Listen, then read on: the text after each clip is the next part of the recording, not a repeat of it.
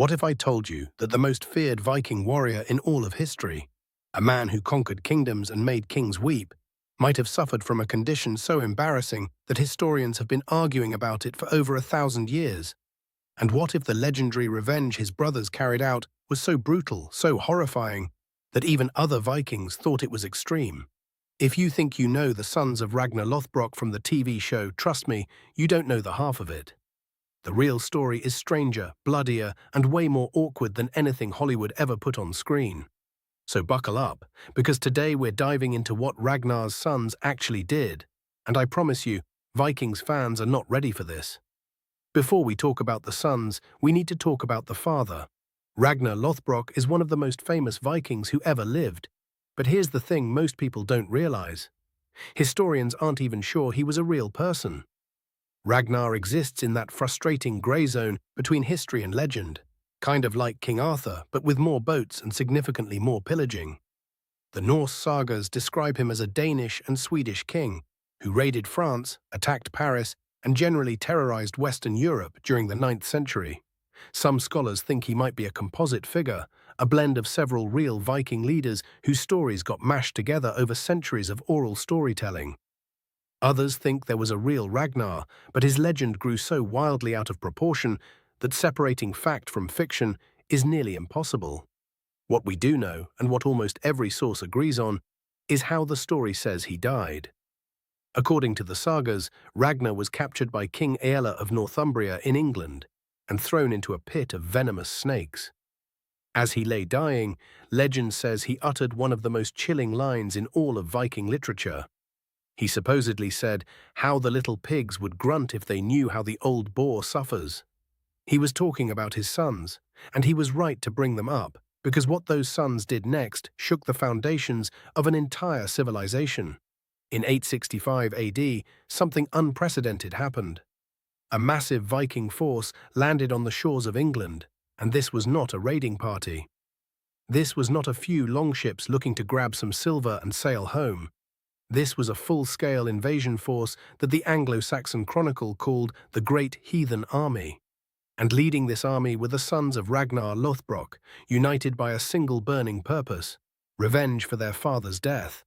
Now the show Vikings depicts this brilliantly, but the real history is even more dramatic. The army was led primarily by 3 of Ragnar's sons: Ivar the Boneless, Halfdan Ragnarsson, and Uber Ragnarsson. There may have been others involved, including a figure named Bjorn Ironside, but the sources vary on exactly who was present. What is absolutely clear is that this army didn't just raid England, it conquered it.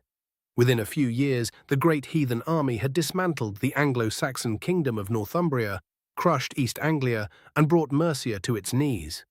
They captured York, one of the most important cities in England, and turned it into a Viking stronghold called Jorvik. And when they finally got their hands on King Aella, the man who allegedly killed their father, the revenge they took has haunted historians ever since. According to the sagas, they performed something called the Blood Eagle on King Aella. This involved cutting open the victim's back, breaking the ribs away from the spine, and pulling the lungs out through the opening to create a shape that resembled wings. Whether this actually happened is hotly debated among scholars. Some think it was a real ritual execution. Others believe it was a literary invention, a misunderstanding of poetic metaphors in the original Norse texts. But the fact that this story was told and retold for centuries tells you everything you need to know about the reputation these brothers earned. They wanted the world to know that the sons of Ragnar Lothbrok were not to be trifled with. And the world got the message. Now let's talk about the most fascinating and mysterious of all Ragnar's sons: Ivar the Boneless. In the TV show, Ivar is portrayed as having a condition that affects his legs, making it difficult or impossible for him to walk. The show depicts him crawling, using crutches, and eventually being carried into battle on a chariot. It's powerful television. But the real mystery of Ivar's nickname is something historians have been puzzling over for centuries. And some of the leading theories are, well, let's just say they're not exactly flattering. The Old Norse nickname, In Bein Lausi, literally translates to the boneless, and there are several competing explanations. The first and most dramatic theory is that Ivar had osteogenesis imperfecta, commonly known as brittle bone disease. This would mean his bones fractured easily, which might explain the nickname and could account for saga descriptions of him being carried on a shield. It's a serious condition, and if Ivar truly had it and still managed to lead one of the most successful military campaigns in Viking history, that makes him even more impressive. But here's where things get uncomfortable. There is another theory, and it's the one that makes Viking fans squirm. Some historians and saga interpreters believe that boneless was actually a euphemism. Specifically, they think it referred to impotence. The idea is that boneless was a not-so-subtle reference to Ivar's inability to, shall we say, rise to the occasion. Several saga sources mention that Ivar had no children and showed no interest in romantic relationships. The saga of Ragnar Lothbrok explicitly states that Ivar had no children because of the way he was, and some translations suggest this was due to a lack of physical desire or ability. In a Viking culture that prized masculinity, warrior prowess, and producing heirs above almost everything else, this would have been deeply humiliating. Imagine being the most powerful Viking warlord in England, the man who brought kingdoms to ruin, and your own nickname is essentially a joke about your bedroom failures. There's even a third theory that boneless referred to extraordinary flexibility, suggesting Ivar was unusually agile or double-jointed, which could have made him a terrifying fighter. And a fourth theory proposes it was a mistranslation entirely, and that his original nickname actually meant the hated rather than the boneless.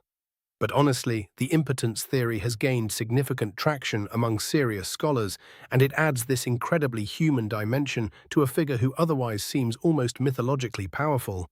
Here was a man who compensated for what he lacked in one area by becoming absolutely unstoppable in another. Whether his condition was physical disability, impotence, or something else entirely, Ivar the Boneless carved his name into history so deeply that we're still talking about him over 1100 years later. But Ivar wasn't the only son of Ragnar who left a mark on history. Let's talk about the others, because their stories are just as wild. Halfdan Ragnarsson continued campaigning after the great Heathen army's initial conquests. He became the first Viking king of Northumbria and ruled from York. But Halfdan wasn't satisfied with just one kingdom. He eventually went north to fight in Ireland and Scotland, and in 877 AD he was killed at the Battle of Strangford Lough in Ireland. He died fighting, which for a Viking was about the best ending you could hope for. Then there's Ubba, sometimes spelled Ubba, who continued raiding across England. He was eventually killed in Devon in 878 AD while fighting against Anglo-Saxon forces. His death was considered a major turning point because the Anglo-Saxons captured his legendary raven banner, a flag that the Vikings believed had magical properties and guaranteed victory in battle. Losing it was a massive psychological blow to the Viking forces. And we can't forget Bjorn Ironside, who the sagas describe as one of the greatest Viking explorers of all time. While his brothers were conquering England, Bjorn supposedly led raids into the Mediterranean, attacking Spain, France, Italy, and possibly even North Africa. One famous story says he tricked his way into an Italian city by pretending to be dead, and having his men carry his coffin inside the gates as a fake funeral procession. Once inside, he leapt out, and his warriors stormed the city. Whether that actually happened or not, it's an absolutely legendary story. Bjorn eventually became king of Sweden, according to some sources, founding a dynasty that would rule for generations.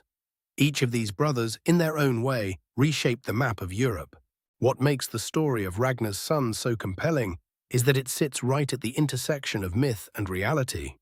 These were real people who fought real battles and changed the course of real history. The great heathen army permanently altered England. It led directly to the rise of Alfred the Great, the only English king ever called the Great, because he was the one who finally managed to stop the Viking advance. Without Ragnar's sons, there is no Alfred. Without Alfred, the entire history of England and arguably the English-speaking world looks completely different.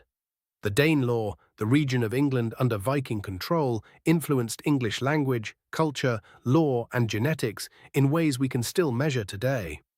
Every time you use a word like sky, egg, window, or law, You're using a word that came from Old Norse, brought to England in part because of the conquests launched by these very brothers. The sons of Ragnar didn't just avenge their father, they changed the world. So the next time you're watching Vikings or Vikings Valhalla and you see Ivar crawling across the battlefield looking fierce and terrifying, just remember, the real Ivar might have been dealing with something far more personally devastating than bad legs. And somehow that makes his story even more incredible. History is always stranger, messier, and more human than fiction. If you enjoyed this deep dive into the real sons of Ragnar Lothbrok, smash that like button. It genuinely helps this channel grow more than you might think. Subscribe if you haven't already, and hit the bell so you never miss a new video. And I want to hear from you in the comments. Which theory about Ivar the Boneless do you believe? Brittle bone disease, impotence, flexibility, or something else entirely? Drop your thoughts below, and let's get a debate going. Thanks for watching, and I'll see you in the next one.